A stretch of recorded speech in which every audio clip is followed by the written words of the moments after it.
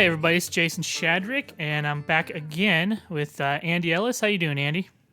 I'm doing well today. Thank you, Jason. And our guest this week is Lindsay Ell, as I mentioned in today's episode.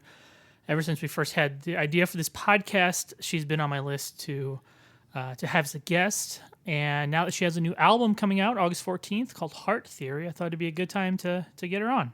I agree. And Lindsay is a dedicated guitarist who is deeply tuned into the Strat. She knows how to extract those classic Strat tones, and she's obviously put time into listening to Hendrix. So she has a lot to say about tone, and she has a lot to say about cutting her new record with Dann Huff. Exactly, and that's going to be the focus of today's episode, is the story, kind of her experience with her new guitar coach, as she calls him, Dann Huff, and just some cool stories about Dan. He's kind of developed a reputation as a real guitar-friendly producer, obviously from his session days and his days with Giant and all that. And you even tell a story about one time you interviewed him back in those days. Yes, and we'll keep the story a secret until people listen to the episode. That's right. So if you want to hit us up at chasingfrets at premierguitar.com. And we'll just dig right into this first episode this week with Lindsay Ell.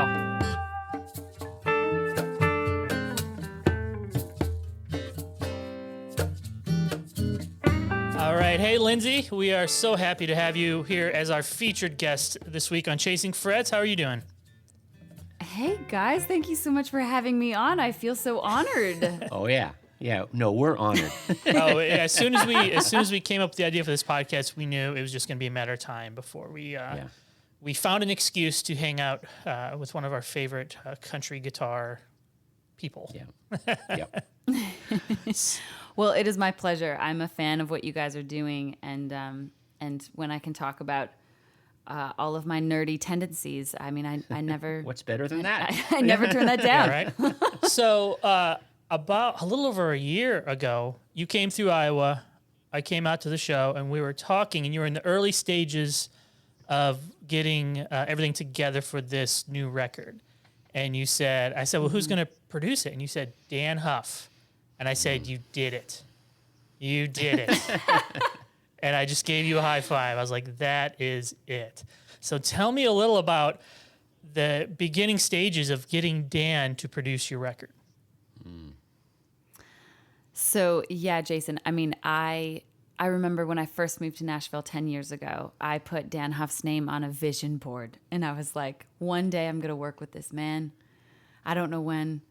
And I'm so grateful that it's taken this long, actually, to finally work with him, because I feel like I finally know the record I want to make and how I want to sound and what I want to say. And even as a guitar player, I'm a lot more intentional about everything I play compared to even 4 years ago. And so when we finally hired Dan to do this record, it just felt like something that I kind of half manifested in my life. And also it was just the right timing. And the first time Dan and I worked together was on my first number one, actually, with Brantley Gilbert. It was a song called What Happens in a Small Town. And Dan has been Brantley's producer forever. And I went in to record the solo for that song and my vocals, and I was like, I am so nervous. I was shaking walking into the studio this was my first guitar session with Dan ever. And I'm like, here's a man who's played on Michael Jackson and Madonna records, and I need to go sit in front of him and play guitar. Great. I am so nervous. So I walk into the studio completely freaked out. And by the time I walked out of that studio, I was so enamored by him. And I was just like, what an incredible human being who has the power. I always think that a great producer has the power of uplifting whoever it is sitting in the hot seat, whether you're in a vocal booth, whether you're, doing guitars, whether you're playing any instrument. And he just has the kindest way of giving you direction and letting you dig deeper within your own creativity and not steering the ship.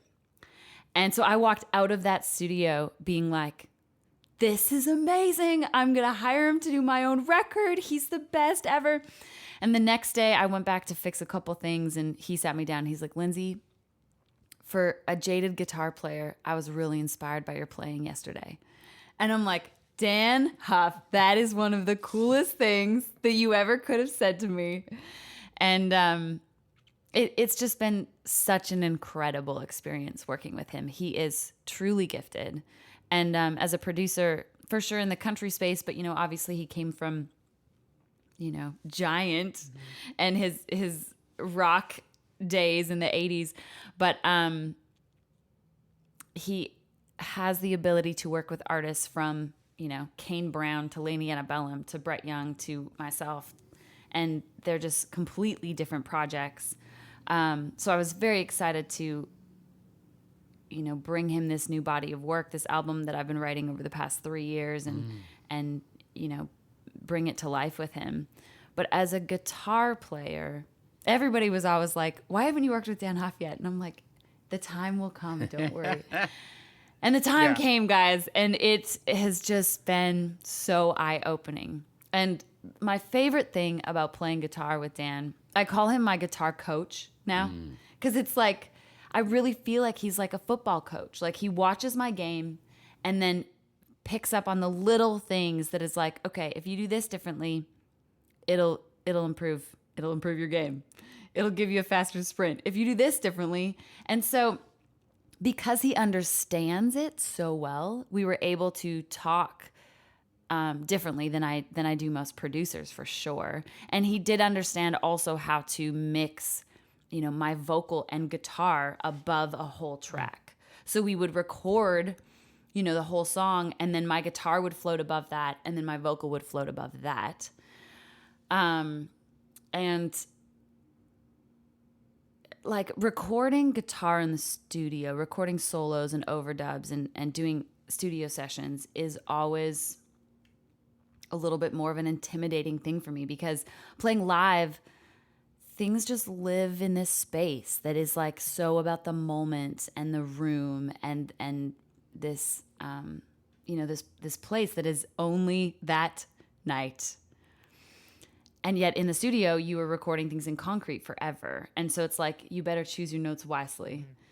And I've always just looked at, sessions like that. And Dan just has such a laid back approach. And he would hand me, we recorded most of the record on his like Tyler Strat from the 80s. That was the one from the Madonna records, probably? I mean, I need to ask him, actually. It might be. It probably is, actually. But it's just, I loved that Strat so much, and it sounded so great. And so we pretty much played most of all of the overdubs on that guitar. We used a few different things, but and then we mainly went through like his Bogner, and then right in, and it was like, a few times we like put a little overdrive or something, but everything else was just after the fact. And he would, while I was playing, he would kneel, because he has this like Bogner on the floor in his studio, and he would kneel by the amp and ride the gain knob as I was playing, and he would like guitar tech for me. And I'm just like, if you were to tell 10-year-old Lindsay that this was going to happen one day, she would be freaking out. But yeah, he's so much about feeling what's right for the song, of course, as a producer, but also I'm just like, Dan, how do you get guitars to sound so good on records? Like, what is your secret? And he's like, Lindsay, I know how to do a few things really well. And I just stick to those. And it was very enlightening, because like, here's a man who has played in so many different genres, produces so many different artists right now across the board, and he still just like sticks to the places that he knows really well. And even when we were playing solos, like I didn't have a lot of things written going into the studio. I just sort of sat down and I'm like, all right, I'm just gonna play what comes to my brain and heart in the moment. And so a lot of all the overdubs are just improvised by me sitting there, and he was just so wonderful to help me navigate the arc of a solo and the expression of it, because he would just let me kind of lean into my own tendencies, because he's like, if you don't play guitar on your record, and if this record isn't a snapshot of who you are as a player, then what's the point of making a record, especially just because it's such a huge part of who I am. And so he just let me do my thing. And we sometimes he'd be like, okay, that was great. Try another one. Okay, that was great. Maybe try a different ending. Maybe on the 4 chord, go to this note. And so he would give me like the littlest tips along the way that like open up my brain creatively. You know, like telling a guitar player to hit a certain note in the middle of a solo is like one of the coolest insights that you can ever take, because it changes your focus. You know, you start a solo in a certain place, and then if you're wanting to get to, you know, a destination, you need to fill the gap from A to B, but then that B changes everything after that. So I guess he just changed the pivot points of solos as I was going down, and that changed everything. What was the biggest guitar breakthrough you made playing wise, and how did Dan kind of steer you that direction? The biggest breakthrough I made playing wise working with Dan is less is more. And playing, you know, a lot of times when I'm playing, I just play what I feel, and I just try to immerse myself with like my favorite players and listen to their playing so much and study that I hope that it like gifts me with an intuition of where to take a song. But yeah, Dan, a lot of times I wanted to play way more complicated things. That is also the difference to me between playing live and playing on a record, because I feel like playing live, you can go places, and really you can take solos, and arguably maybe you should take solos to a certain place where you just wouldn't take on a record, because on a record it's about, you know, I always view guitar solos as additional lyrics to a song. Like a guitar solo should talk how lyrics do. And my favorite guitar players are so conversational, and that's probably why I love their playing so much, because it sounds like you're having a conversation. And so the biggest breakthrough was probably realizing how simple some, you know, overdubs and solos and parts ended up being, when I would have been like, well, maybe I should just add like a little something here, or maybe I should add this thing on the end, and Dan would be like, just play that, like that's great. And so, you know, trusting, because the minute Dan said it, I'm like, all right, if Dan said it, then I'm good. Like if I have Dan's seal of approval, I'm good. And yes, it was definitely less is more. And he plays a lot more around changes than I instinctively do. And so a lot of the, you know, tips he would give me while we're going down is like, I mean, obviously like a 4 to a 4 minor is like a very abrupt change, but like certain chord changes, he would instinctively be like, we should highlight this compared to just letting it go past. So that was probably the other biggest breakthrough, is like really playing over changes. You want to hear a funny Dan story?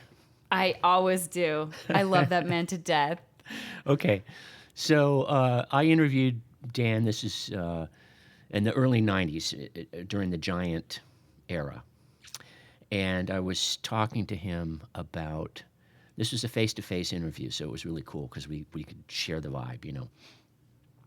And I was talking to him about making the transition from being a super successful, ultra busy session guitarist, because first he'd started in Nashville and then gone to L.A. and was just, you know, blowing up as a session player. And now he's got his band, and we're interviewing him about Giant. So what was it like to make that change? And here's what he told me. He said, I was driving with my brother in England. His brother, I think, is David, and was in Giant. They were in Giant together. And he said the radio was playing. Now, this is in England, so somebody else is driving, no doubt, because it's the other side of the road. And the radio's playing, and a song comes on, and I think this was Madonna. And Dan turns to his brother and says, man, someone's copying my licks. Can you believe it? David turns to him and goes, Dan, that's you. Oh and my gosh. And Dan was stunned because he'd forgotten the session and forgotten the context. And you know how it is if you're a session guy, you may not hear the final mix until it's on and the radio. Oftentimes you're not really included in anything other than the tracking session. You don't know about the release. And he was doing so many at that time. Right. That I completely believe that. That's so funny. And that's when he said, I know it's time for me to have a band. I got to get out of the session thing. Yeah. Because he couldn't recognize his own playing, It's so funny.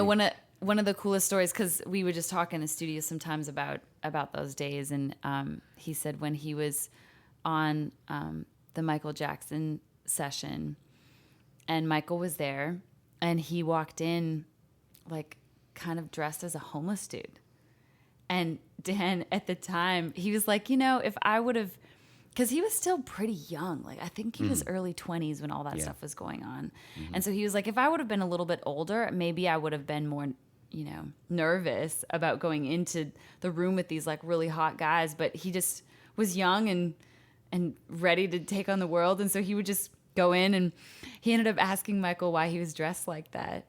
And Michael said, because then he doesn't get recognized. So he would dress as like a homeless person. Disguise. And then people wouldn't stop him. They wouldn't figure out who he is. And I'm just like, wow, that's so fascinating. Yeah. And that story you said, Andy, that to me shows that when he heard something on the radio and he thought people were copying his licks, he was so in tune to his sound. Like, he knew his sound so well that he thought somebody was copying him. And it's like what you were mentioning, Lindsay, where he coaches you to find what you do the best and push that in front of everything else, no matter what that is. You know what I mean? Yeah. It seems like such an interesting. Now, did he play much? He didn't play on the record, but did you hear him play much throughout the sessions? It was more when we were talking about certain parts, and sometimes in order to communicate things, he'd pick up a guitar and be like, okay, what if it was something like this? But he would always let me play all the overdubs. I mean, we tracked with session guitar players in the room so that Dan and I could be in the booth, because I just feel like when I'm in playing mode, I'm not in listening and producing mode. There's just like different parts of my brain, and maybe one day I'll be able to do both at the same time.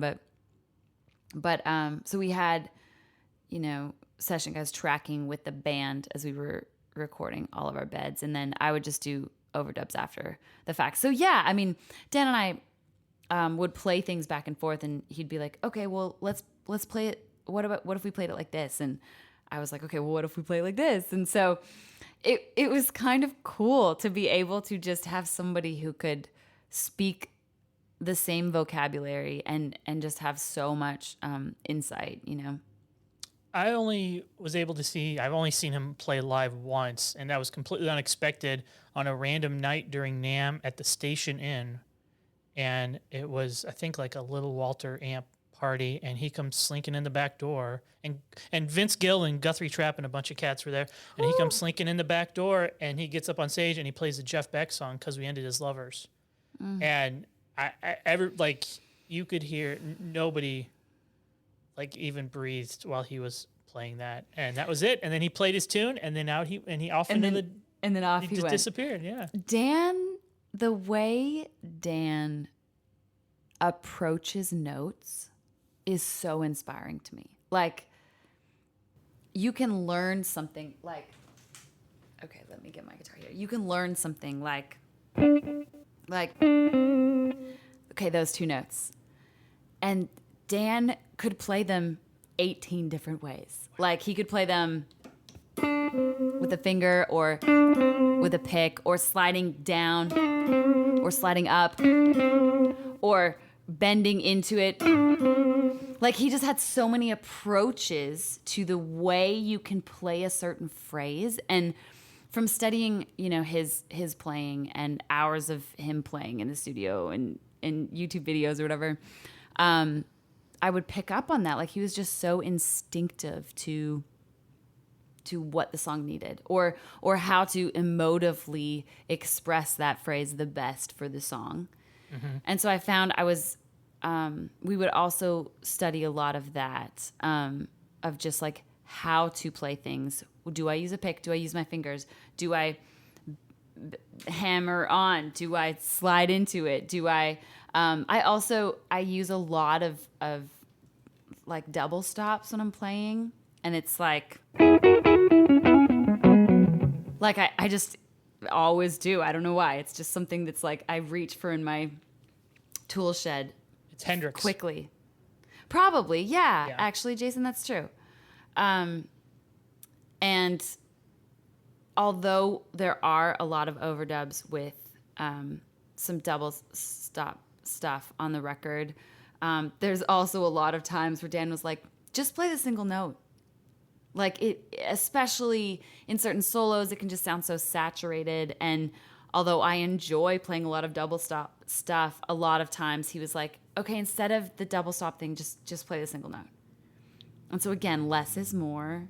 Mm-hmm. And, you know, something that may feel different to me playing live on a record comes across so much clearer when it's simpler. Mm. So to wrap up here, Lindsay, if you were to point listeners to a specific song on the new record that you feel guitar-wise Dan pushed you the most, which one would it be? Good question. Okay, so I'm gonna give you a two-part answer. Okay. So the solo in "Want Me Back." This is so guitar nerd of me, but my vibrato is so weird. Like, I don't play vibrato like most players. I play vibrato like Clapton. Like, I will.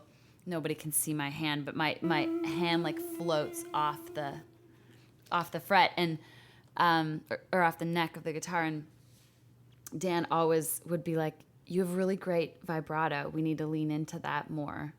Mm. And so so the solo of "Want Me Back," I'm very proud of like the first few notes of that solo, because it's just like, it's good vibrato. It's just like, you feel something in that. Like, you feel the emotion. And then the second song I'll say, it's how we end the record, "Ready to Love," and we wanted to end it on an outro solo and just sort of play guitar off onto the sunset. And I was just like, going into the studio to record that. Actually, we finished "Ready to Love" in quarantine. So we finished this album. We sort of had our last band tracking session the day before Nashville shut down. And then I had a bunch of vocals and guitar parts that I still needed to do while everybody was supposed to just be quarantined in their homes. And so, you know, I have a Pro Tools rig here at the house in this very room, actually, that I'm sitting in. And so I would record vocals here and send them to him. And then for guitars, we'd get on FaceTime. And I'd put Dan right here. And I would just play things and then send them back and forth. And so it was one issue to get the same tone. Because although you think recording direct for me, like if I wanted to Pro Tools or whatever using guitar rig, and so he'd have that direct feed, him reamping it is not the same as you sitting in the room playing into an amp. It is not the same. And so it took us hours to figure out even the technical side of it to get this similar sound. But yeah, that outro solo on "Ready to Love," he really pushed me.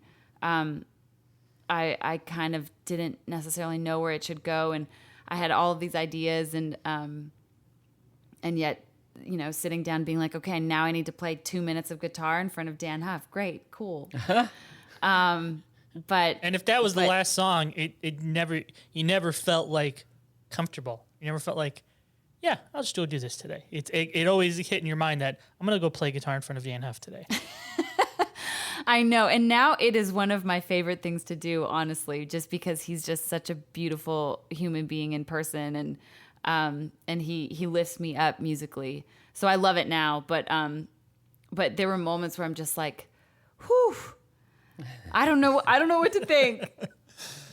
Excellent. All right. Well, thank you so much, Lindsay, for hanging with us. She's going to be back the rest of this week for a couple more episodes. Make sure to check out her new record, Heart Theory, which comes out August 14th. And we'll look forward to talking with you the rest of this week, Lindsay. Cannot wait, guys.